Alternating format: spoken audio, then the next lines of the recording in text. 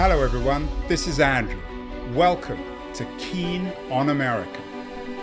On July 4th, 2026, America will be 250 years old. An anniversary that will, no doubt, be greeted with a mixture of celebration, contemplation, and resignation. In Keen on America, Andrew talks not just about the American past and present, but also speculates on its future. What, Andrew asks, will be the 21st century fate of this now venerable American republic? Hello everybody. Almost exactly 4 years ago in October 2021, I did a show with Daniel Sokatch, who is the CEO of the New Israel Fund. He at the time had a book out called Can We Talk About Israel? With a question mark, a guide for the curious, confused, and conflicted. It's an organization and I think a book designed for progressive people, particularly progressive Jews. He has, in the last 4 years, of course, much has happened, much drama, much tragedy, and particularly much controversy. Interestingly enough, Daniel and his publisher Bloomsbury have come out with a new edition, revised and updated 4 years later, and I'm thrilled that Daniel is joining us. He's a neighbor of mine in San Francisco, but he's joining us from his San Francisco office of New Israel Fund in downtown San Francisco. Daniel, it's been quite a 4 years, hasn't it? It really has. It's good to be back with you, Andrew. So tell me what is your take, both as Daniel Sokatch and also the New Israel Fund? What is your take on what's happened over the last 4 years? Well, I think the way I would describe it is that, I end the book.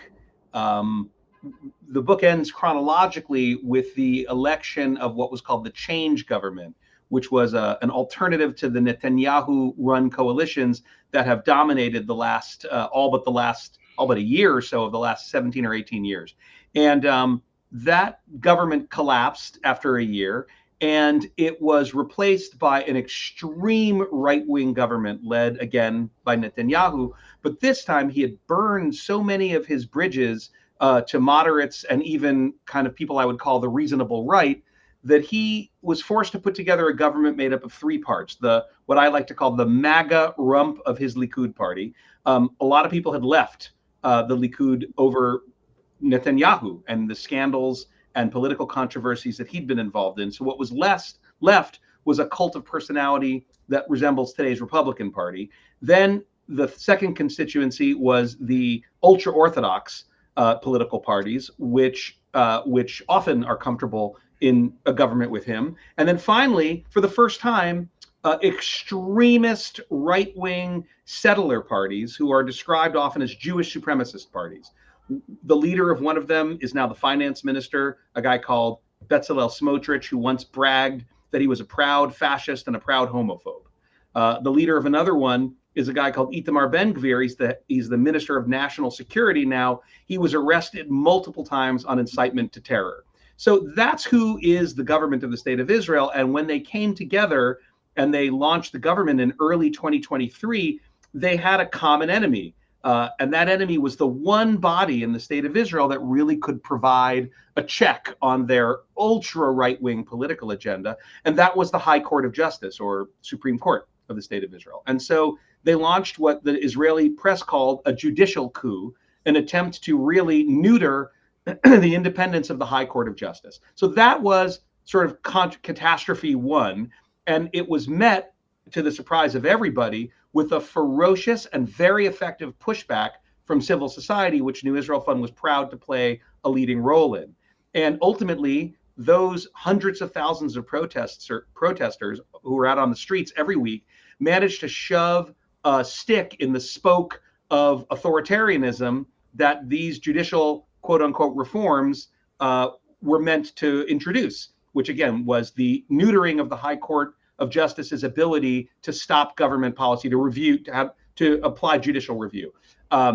There were mass protests. The defense minister threatened to resign, warned that the country was divided, and that this terrible move was giving Israel's enemies ideas about the vulnerability and weakness of society. Ultimately, civil society managed to stop the most egregious till now of those judicial reforms, which is interesting when you parallel it to what's happening in our country. But on October 7th came the second catastrophe, because the defense minister was right, and Hamas launched its brutal, monstrous attack. 1,200 Israelis murdered, hundreds taken hostage and spirited back to Gaza, at which point Israel unleashed a war. At first, Israel, of course, had the backing of most of the world, but its response was so disproportionate ultimately in the eyes of much of the world, 67,000 Palestinians killed, that it really lost a lot of its diplomatic support. It became isolated, and even after Netanyahu's government and the IDF managed to neutralize Iran as an enemy, destroy Hezbollah, the militia in Lebanon, and which directly led to or contributed to the fall of the Assad dictatorship in Syria, that those were the biggest players in Iran's so-called resistance axis, its axis of resistance.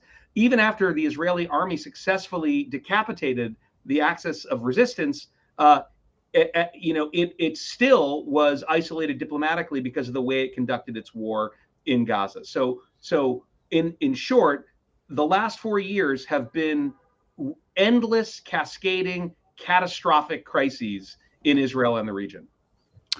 Yeah, and I don't think what you're saying is that different from what a lot of people think. You run this organization called the New Israel Fund. You said it's funded, before we went live, it's funded by donors, small donors, some large. You have over 200 people working for you, 3 offices in Israel, 5 in the US, some in Europe, 1 in Canada. Have you had your own crisis, Daniel, thinking, why am I doing this? Why would I be even wanting to talk about what many people now believe is simply a fascist state? And as you say, there are maybe not a majority, but certainly a significant minority of Jews in Israel who embrace the idea of fascism and violence and hatred against Arabs and wanting to wipe them out. What's been your own personal narrative over the last 4 years? Yeah, no, I really appreciate the candor of the question, Andrew. And I suppose my answer is, even before I worked at New Israel Fund, when I was a donor and a supporter since I graduated from college, NIF, as we call it, was the vehicle that I and tens of thousands of other people had to push back against the very dynamic that you just described. So over the last 4 years, NIF has, of course, been demonized by the Israeli government and the right wing and its supporters in beyond Israel, and including in the current situation here in the United States, as an organization that supports liberal democracy, human rights, equality for Jews and Arabs, and an end to the occupation. These are unpopular things in much of Israel and beyond, but I am extremely proud to lead an organization that stands for an alternative and that represents another way. So yes, it's terribly painful the last 4 years. And, as an American, there are times, including now, where it's terribly painful to see what my country is doing in my name. And I'm proud to support those organizations that are pushing back against that are saying, no, not in our name. That's not who we are. And that is what we are in Israel, and for many people around the world who support a different vision of Israel. So it's been heartbreaking, but I'm very proud to be one of the leaders of the democratic, anti-fascist pushback against what's happening there. So none of this has undermined I assume you're, Daniel, a Zionist. You believe in the idea of a state of Israel. None of this has undermined your Zionism, your fundamental belief that the Jewish people should have a state of their own. It's funny because I just wrote a piece about Zionism, and I write a bit about it in the book. And what I say is, Zionism as a word, as a term, has a meaning, which is the 19th century nationalist movement and the idea behind that movement that the Jewish people require self-determination in their ancient homeland of what is we now call Israel. So that's what Zionism is. And Zionism has come to mean in the current discourse so many things to so many people. You know, people accuse me or ask suspiciously, are you a Zionist? People, other people in Israel ask equally suspiciously, are you a Zionist? Doubting whether I am. But what they mean and what the person in the in the anti-Israel camp means are different things. And neither of those things is that initial meaning. So when people ask me if I'm a Zionist, you know what I say now? I say, I can't answer that question because I don't know what you mean, and you don't know what I mean by the word. And if a word means so many different things to so many different people, it doesn't really mean much of anything. So here's the deal. Ask me any question you want, and I will answer you honestly. You can ask me if I support Israel, if I think the current Israeli societal structure is fair, whether there should be a state that privileges Jews, whether Israel's right to do X, Y, or Z. We can debate it, discuss it, but it'll be a more useful conversation than me responding to a label. So what I would say is... let me come back on that, Daniel. Yeah. What do you mean by Zionism? You deal with this on a daily basis, but it seems to me that if you're dodging the question on Zionism, if you're saying, well, it's a term that means so many different things to so... I'm not dodging it. Let me finish. Yeah. That if it's a term that means so many different things to so many different people that I'm not comfortable using the term or responding to it or discussing it, then what's the whole point of Israel as a state? Well, I guess what I don't mean to dodge. I don't intend to dodge the question. Well, you are dodging the question in the sense that I asked you if you're a Zionist, and you said, "Well, it's not a question I want to answer." No. But what do you mean by the question? Just ask me what you mean. What I mean by the question is, as you noted earlier, should there be, or should the Jews have a state of their own? Yeah, which is the foundation of the Zionist promise, dream, political. I believe political experiment, and some people think it's a tragedy. Yeah, that question I can answer clearly. I absolutely believe that the Jewish people deserve to have self-determination in their ancient homeland. I also believe that by the lights of their own Declaration of Independence, that state must provide complete equality to all of its citizens, regardless of their national origin, their ethnicity, their race, or their gender, which is laid out there in the 14th paragraph of Israel's Declaration of Independence. So the reason I nitpick about this is because sometimes when people say, are you a Zionist, they mean, do you approve of the war in Gaza? Or do you approve of a state that privileges Jews under the law over other people? And I don't approve of either of those things. But I do believe and support the idea that the Jews, like every other people, have a right to a place of greater safety and self-determination. And I think Jewish history provides a lot of evidence that was and perhaps remains a necessary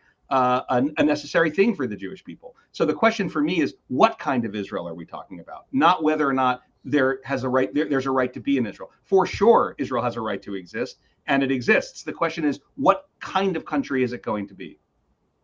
There's always been a debate, though, hasn't there, about Zionism? I mean, Jabotinsky, the progressive Zionists, the leftist Zionists, Begin, Netanyahu. So the debate that you're getting involved with isn't new. Is that fair? It is fair. In fact, you correctly stated there were what they called themselves revisionist Zionists like Jabotinsky, who were right-wing Zionists. There were left-wing socialist Zionists like Ben-Gurion. And then there were what was called cultural Zionists, like the thinker Echad Ha'am in the 19th century, or Martin Buber, or the founder of the Hebrew University, Judah Magnus. And these people were they were sort of binationalists. They believed that that in Israel had to exist for the Jewish people, but that it should be a state that provided complete and totally, that didn't privilege Jews over Palestinians. So there have been many flavors of Zionism. And I think what we've seen is that one of those, like two of them competed for a long time, and one of them has really emerged dominant over the last quarter century or so. So let me revise the question. So given your definition of what kind of Zionist you are, and given the reality on the ground in Israel today, can you remain a Zionist? Well, look, I don't know the answer to that question in the long term. I know that. Well, in the short term, today. I think it's a fight worth fighting, right? I think, like, for me in Israel, that continues down the trajectory that it's in now, becoming increasingly an ethno-nationalist, religious state, is not one that I feel connected to. But of course, or want to support or preserve. But of course, there is a different vision for the country, and really, I do think there's an analog here, where what we see in America today is a vision of the country that I fundamentally oppose. It's starker than it's ever been before. And but if you ask if I'm a patriotic American, well, I am. But my patriotism is to sort of founding ideals and ideas, and what Lincoln called the better angels of our nature, not towards the kind of inward-looking, brutal, bullying MAGA America that we currently are experiencing. And I think that that's a good analogy to Israel, where nothing about the current government of the state, that's a ferocious Israel that does not resonate with me at all. But I still think that there's a different future and an alternative vision that is worth fighting for. So I can remain a proponent of that, even as I really oppose the policies and direction and actions of the current government of the state of Israel, and perhaps, a plurality of its voters.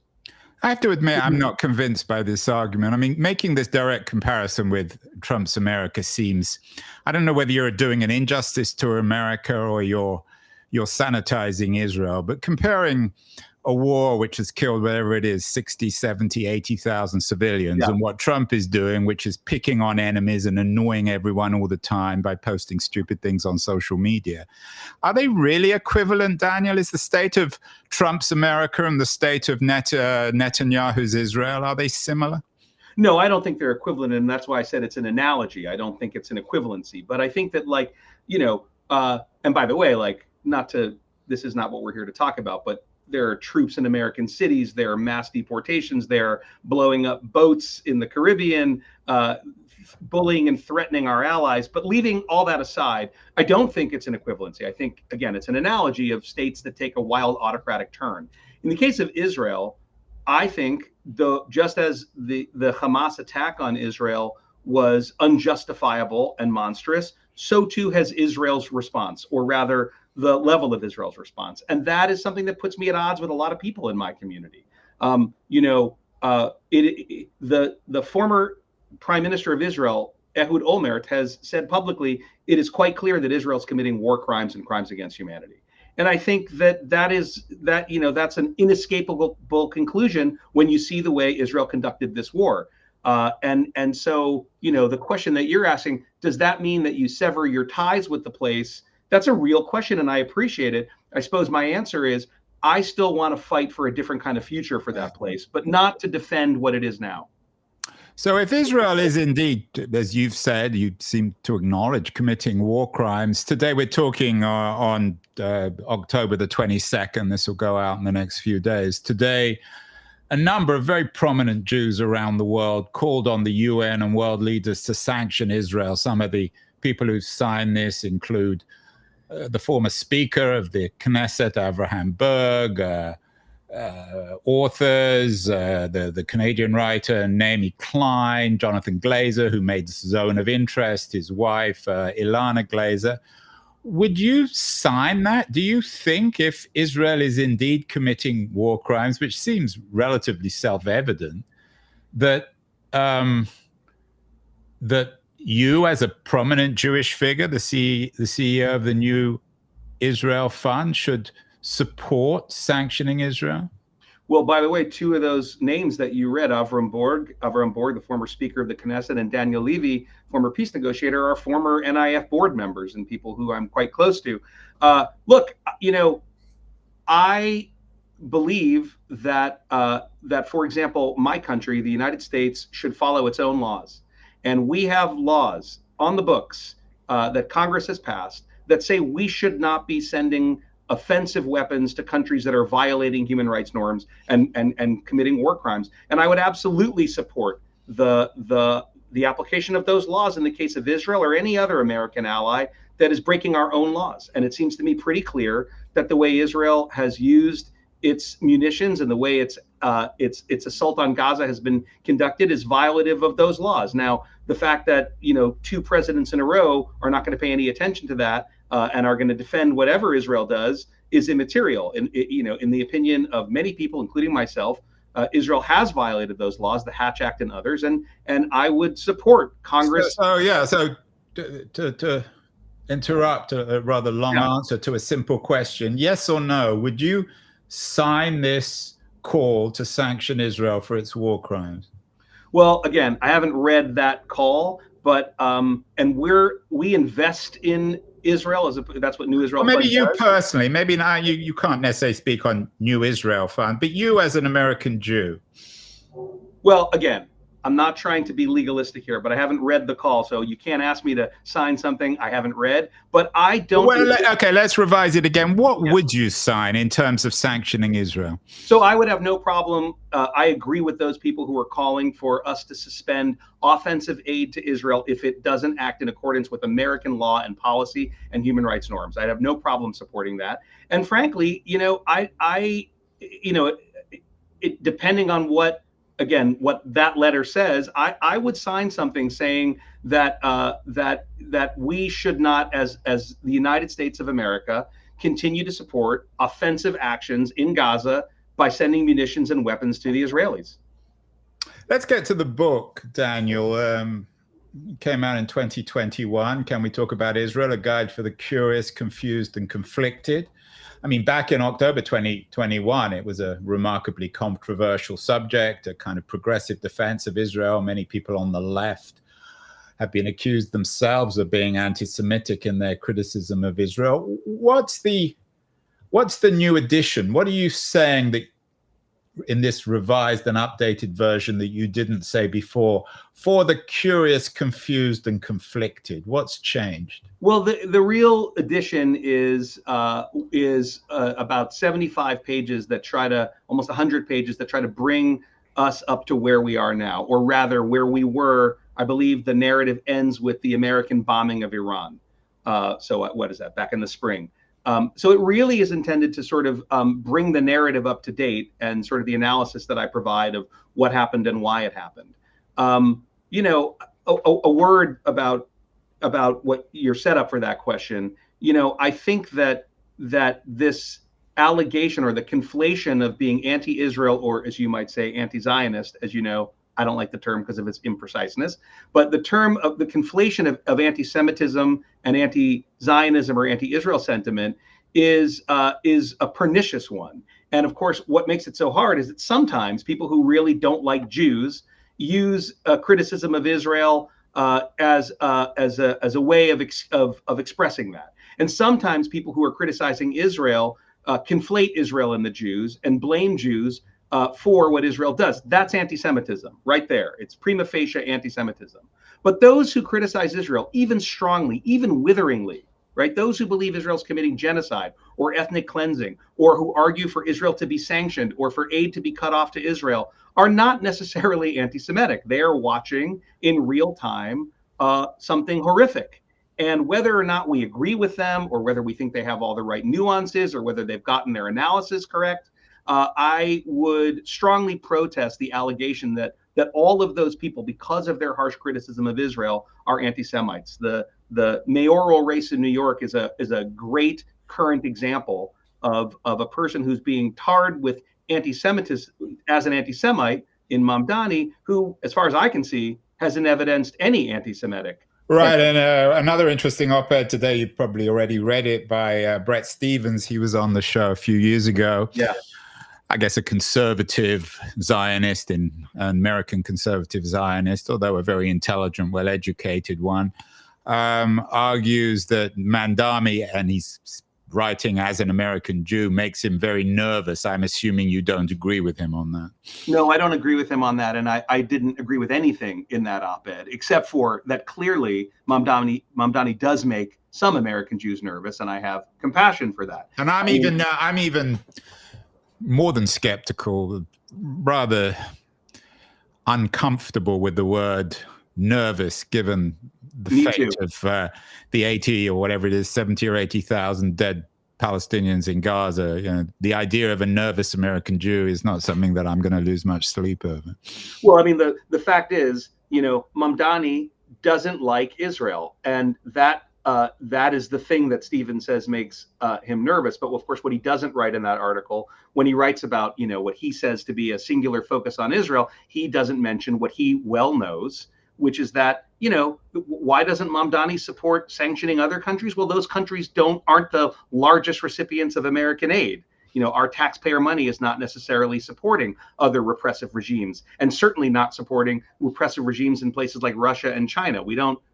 They're not our ally and largest recipient of aid. He also doesn't mention a word about the 750,000 Israeli settlers who have been moved into the West Bank in an attempt at de facto annexation of that territory, and the now 60 years almost of Palestinians living in the West Bank having no civil rights and no citizenship. So it's very easy for him to talk about how nervous people are without actually putting forth the reasons why someone like Mamdani is opposed to Israel in the way that he is. Right, and Stevens isn't conflicted. You're not writing for him. You're writing this book for the curious. I mean, I'm not sure. I think most curious people have given up. They've got other things to be curious about. But certainly confusion and confliction are central, particularly the conflicted. Do you think that over the last 4 years, people should be more or less conflicted? I would hope that they're more conflicted in that whatever side you're on. Here, let me just speak to American Jews for a minute, right? There is this instinct that say that again. You're talking for who? I'm going to speak to American Jews in answering your question. Right? Okay. I would hope that Palestinian Americans and others would undertake a similar sort of reflection, but let me just speak for the community I come from.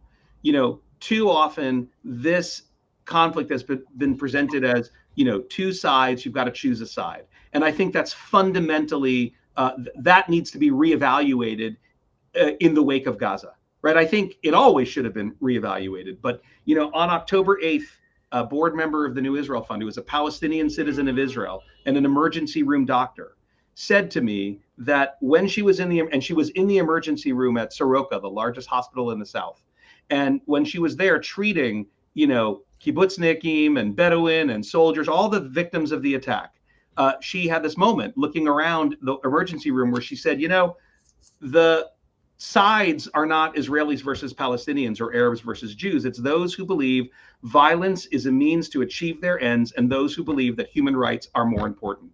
And that is the side that I find myself on. That's my side.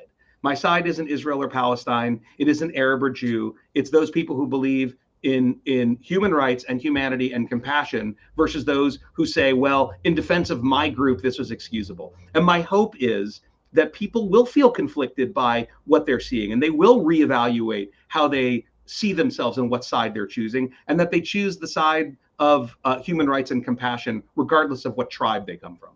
I mean, that goes without saying, Daniel. You don't need to be in the New Israel Fund to say that. I mean, it's all very well being conflicted and confused and curious, but ultimately, isn't this about power? Both sides have good arguments in terms of why they're there, what their rights should be, what their state should be. But ultimately, the issue here is who holds power, and 99.9% of that power, probably 100%, is, for better or worse, with the Israeli state. Yep. Agreed. So why even waste our time dealing with the moral issues? Well, you don't have to. You can choose not to. But for those of us who say we're not ready to abandon this idea, we're not ready to sever ties to half of the global Jewish community, and we may feel a sense of responsibility for what is done in the name of the Jewish people through what Israel does. This seems to many of us to be a worthy fight to fight. I mean, you don't like it when I make analogies to America, but you could have argued the same thing, before the Civil War, during the collapse of Reconstruction. What's the point? The bad guys have all the power. But I think the point is you keep working for a different future, a different horizon. You don't You don't give up because the bad guys are in control right now. Well, I don't agree. Again, I mean, the bad guys didn't hold. They held some power during the revolution. They certainly didn't hold all the power during the Civil War. But anyway, you have a good ear, access to the American Jewish community at New Israel Fund. That's your constituency. A couple of questions on this. Firstly, there have been some pieces in the New York Times, which is relatively sympathetic to Israel, recently about a shift amongst American Jews towards Israel, particularly in the wake of the Gaza invasion. Is that true, do you think? I absolutely think it's true. The polling that we're seeing, the data that is, that derives from Gallup and other folks doing polling tends to confirm it, that there is a sea change in the way the American Jewish community is relating to Israel. And not just in the Jewish community. The vast majority of Democrats now say they disapprove of Israel. They don't want, they don't support Israel. A quarter of American Jews say that they think Israel's an apartheid state. Young evangelicals are increasingly opposed to Israel. And this is, largely the result not of anti-Semitism. That's not why American Jews are moving away from Israel. They're moving away from Israel is because they do not recognize this place as a place with values that they can share and that they can support. So yeah, I see it and I understand it. In a sense, NIF is fighting for an alternative Israel. And as you say, for a lot of people, that's not a fight that they're interested in having anymore. And that's quite surprising in a way, given how little information on the ground has come out about what's happened in Gaza. I mean, what is going to happen once the media gets into Gaza, which will eventually happen, and we get the stories of the mass death, of the starvation, of everything else that's been happening? I mean, you talk about 25% of American Jews giving up on Israel, or certainly becoming more skeptical. What's it going to take for the next 25 or 50% to turn like that first quarter? Yeah, I mean, I think it's much bigger. The number I cited were people who say they think Israel's an apartheid state. So the number of people who disapprove or turn away from it is even greater than that.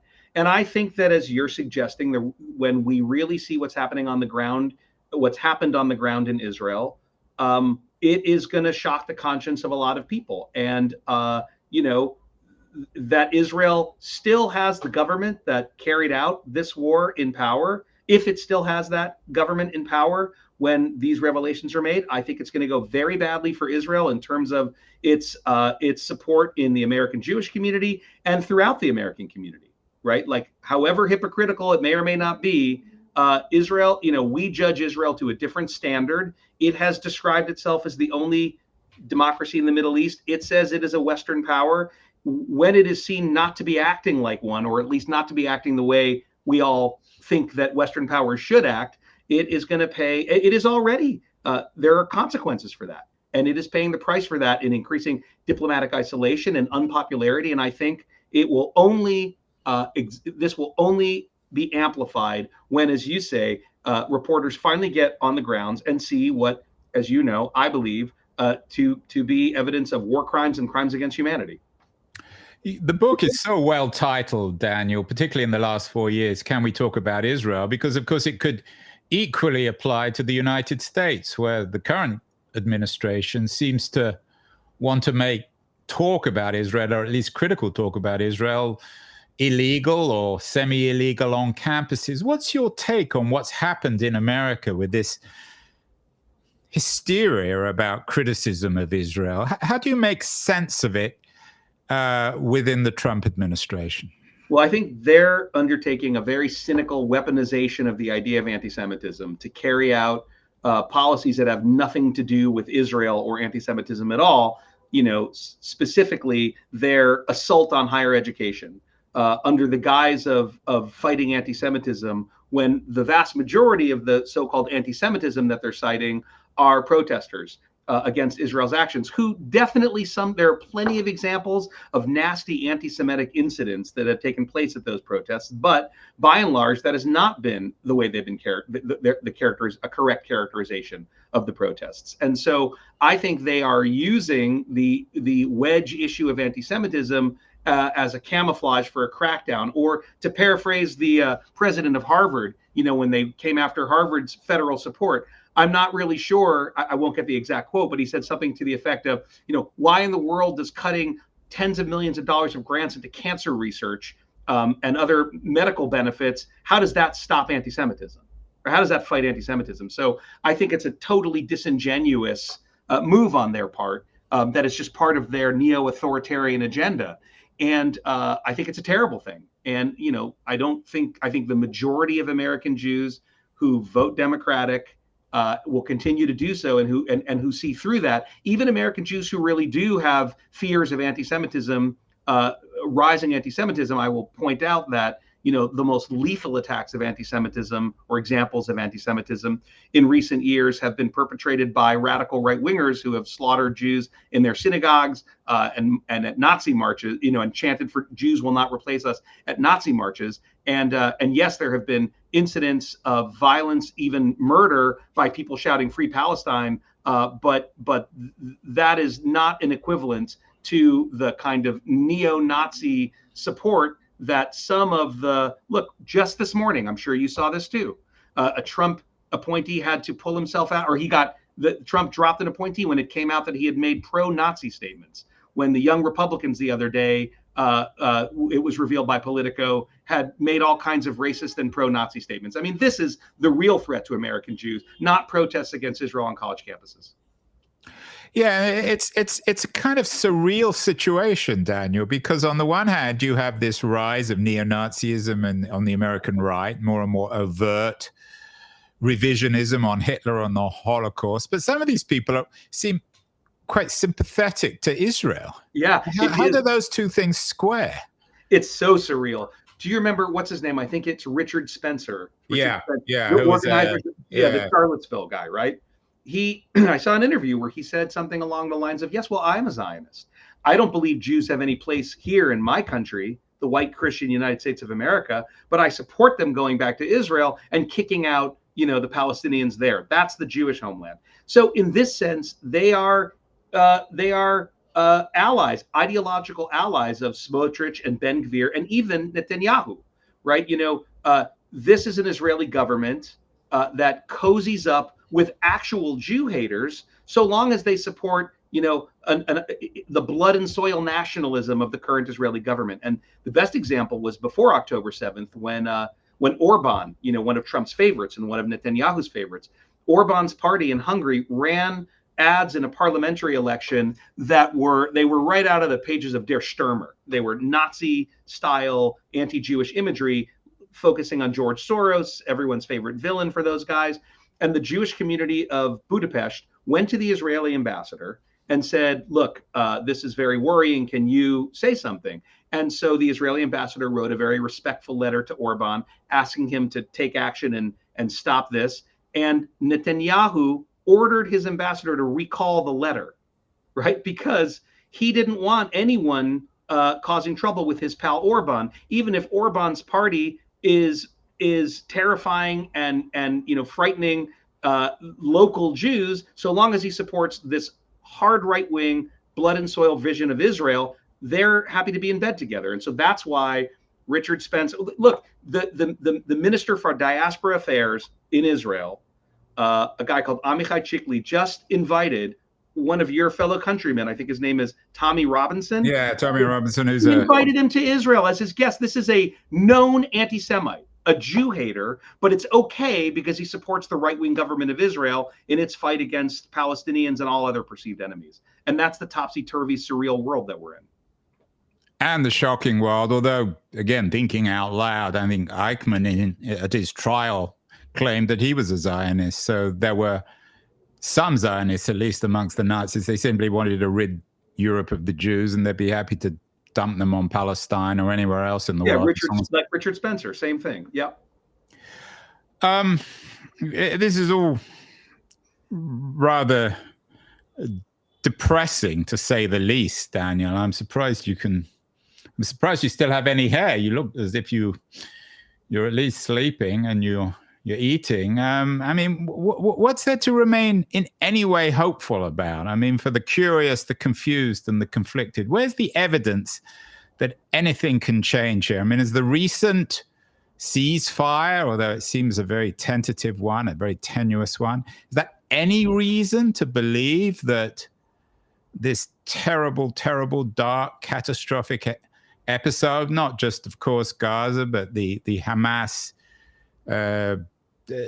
mass killing beforehand, the Hamas pogrom, that this might be the light at the end of the tunnel? Well, look, in the short term, right, the reason there is a ceasefire is because of the president of the United States, who demanded it, who ordered it. And I've written and said, Netanyahu was not going to end the war unless and until the pressure to do so was more than the pressure he felt from his coalition members to keep the war going. And that benefited him, keeping the war going. Most Israelis, by the way, agree with that analysis.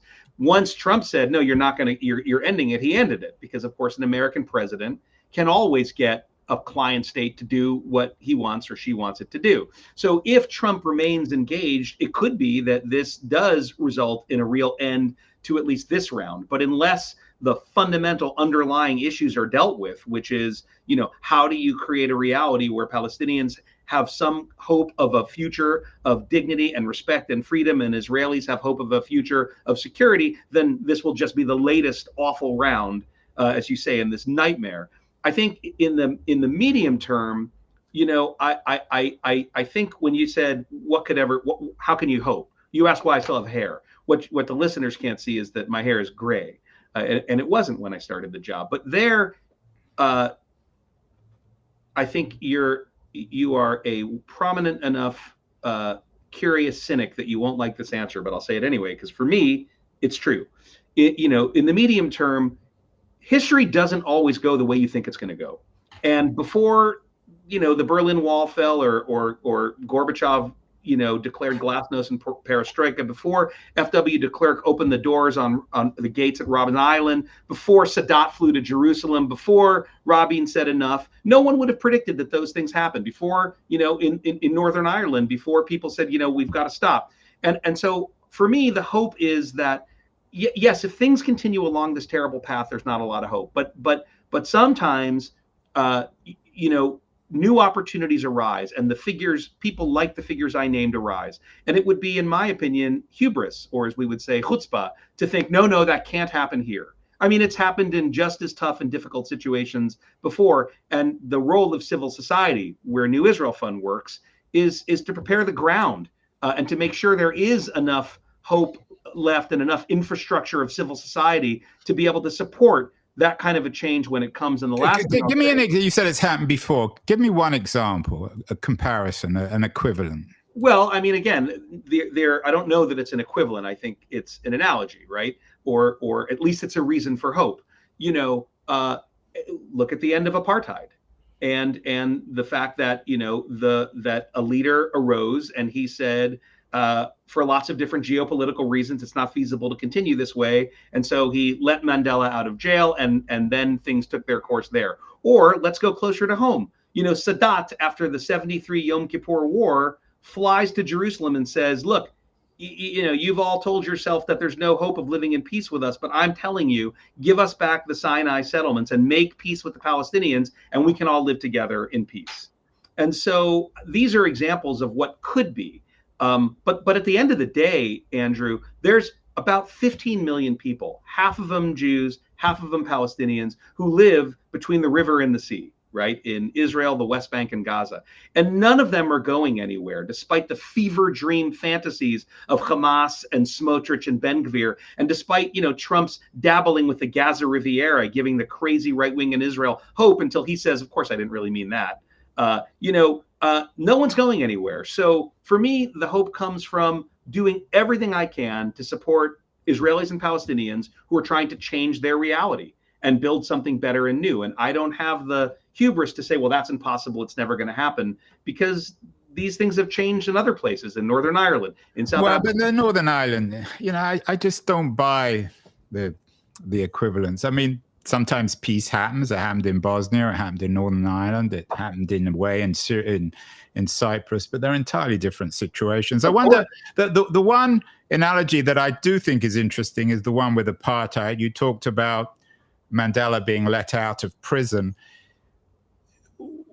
In terms of using New Israel Fund to actually shape what's happening in Israel, what about the argument that more pressure should be put on Israel to let Barghouti out of jail in Israel, so that at least the Palestinians have an alternative to the gerontocracy in the current political administration or the lunatics in Hamas? I would agree with that 100%.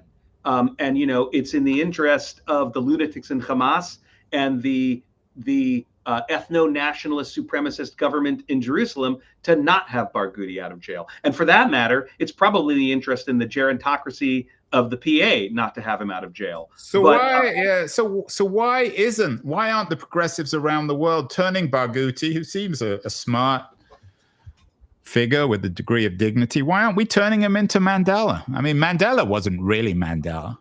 Right. Well, first of all, I don't think most people know who we're talking about. Well, maybe say something about him for our audience, for the curious, confused, and conflicted who don't know much about Marwan Barghouti. So Marwan Barghouti, as who Andrew has mentioned, is a Palestinian leader who was associated with the PLO, with Fatah, that is to say, not Hamas, the secular Palestinian Liberation Organization, which ultimately signed the White House lawn accords with Israel under President Clinton. And Barghouti was a young, up-and-coming guy in the Second Intifada, very charismatic and considered to be a pragmatist within that polity. He was jailed by Israel, held responsible for murders that were done during the Second Intifada, and has been a threat to all three of the parties that I just named.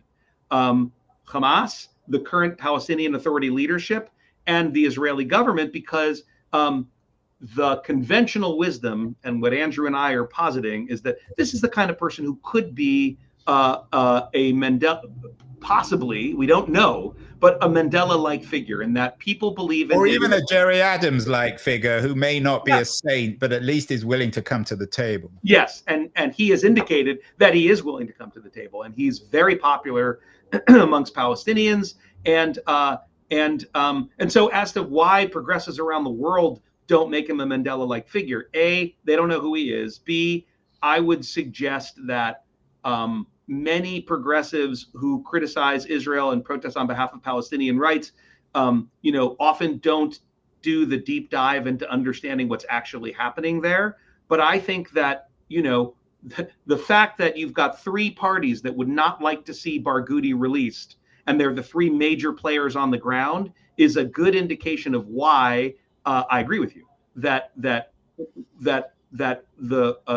potentially transformative move might be releasing Barghouti and allowing him, as a more moderate and beloved Palestinian leader, who is, it's funny, we're talking about 66-year-olds as the young generation, but there we are, who could represent a new chapter in a reformed Palestinian Authority that could actually provide an alternative to Hamas and to the corruption of the current Palestinian Authority. Like, they don't want him out because he could, in fact, be that way, provide that vehicle. So that's why I think people like you and I would love to see an opportunity for someone like that to be the bridge builder into some kind of a new reality. Finally, Daniel, we haven't talked since October 21. So in 4 years' time, it will be 2029, October 29. I mean, obviously, it's impossible to tell what's going to be happening in November, not 2025, let alone October 2029. But, I mean, if we're still in this situation then, well, a lot of people have already written off the two-state solution just because it's inconceivable given what's happened on the ground in terms of the carving up of land. Is it conceivable for you that by 2029 you would have just said enough? I don't believe this thing can work anymore, and that we're going to dismantle the New Israel Fund and go off and do something else? Well, in 2029, I would have been at Israel for the New Israel Fund for 21 years, which is probably too long for anyone to be the CEO of anything. So my hope is that my successor, whoever she or he is at that point in time, or if it's still me, if things are exactly where they are now. I mean, we haven't, our conversations haven't really been about what New Israel Fund is or does at any level of at any granular level, but we have shifted and changed our strategies over the years to embrace the new realities that the changing landscape reveals to us. And if things are where they are now or worse in 2029, I think it is quite clear that a new strategy is called for. And, whether that is saying, look, the only watchword we have now is equality. There's 15 million people, and they just need to have equality. And we will support efforts, peaceful efforts to bring about that equality, regardless of whether it's in a two-state solution, a one-state solution, a federation, or a confederation. That's already largely the position of the New Israel Fund. But I would say that if in 4 years things are where they are now or worse, then that would have to become increasingly the focus of this operation. But none of those are viable. I mean, isn't that the problem? I know I sound a little negative here, but a one-state solution won't work because of the deep hatred between the two peoples. A two-state solution doesn't seem to be geographically viable. I don't know what the other options are. Well, I don't think I would. I mean, never say never, right? Because situations change and circumstances change, and just because things have been built doesn't mean that they can't be taken down. I mean, that's in fact what has happened. That happened in Gaza. It happened in the Sinai. It's happened in other places around the world. Yes, it seems very unlikely now, but it would require a civil war in Israel. That's true. And Tom Friedman, of all people, has written that it might require a civil war in Israel, and that's true. As you say, a one-state solution seems completely ridiculous now because these people don't want to live next to each other. There are, something could be enforced from without. Is another option. But at the end of the day, and again, I mean, I'm not making an equivalency, Andrew. I'm just using a historical analogy, right? For many, many people, the idea that if you had looked at Europe in 1939 or at any point, in the 10 years that followed it, and the 10 and the 100 or 1,000 years that preceded it, the idea that you wouldn't need a passport to go between Germany and France and Italy would have been out of the realm of possibility. Centuries of catastrophic bloodletting leading to the two worst conflagrations in human history, based on, by the way, the second one, deeply held ideological ideas. In our opinion, in your opinion, in my opinion, I'm sure, insane ideas. Totalitarianism and fascism and Nazism, the same kinds of ideas that animate the most extreme people in Israel and Palestine now. And of course, now it's unimaginable to us that was the situation. So I guess I don't want to lose our political imagination. You're right. These things seem impossible now. You have to keep preparing the ground for a day when that might change, but it would be hubris to think that they can't change. And the example of Europe and the 20th century, I think, is a good one to keep in mind, that don't ever think it's impossible that things are going to change. Well, can we talk about Israel? We continue to, although I think more and more people are actually sick of it now. They've got other things to think about. But there's a new edition of Daniel Sokatch's 2021 book, a guide for the curious, confused, and conflicted. I think people are more, I don't know if they're more curious, but they're certainly, as I said, more confused and conflicted. We will talk again, Daniel. I hope the news is better. I'm not positive. I'm not very optimistic, but you're more hopeful. I hope you're right. Thank you so much. Thanks, Andrew. It's always good to be on with you.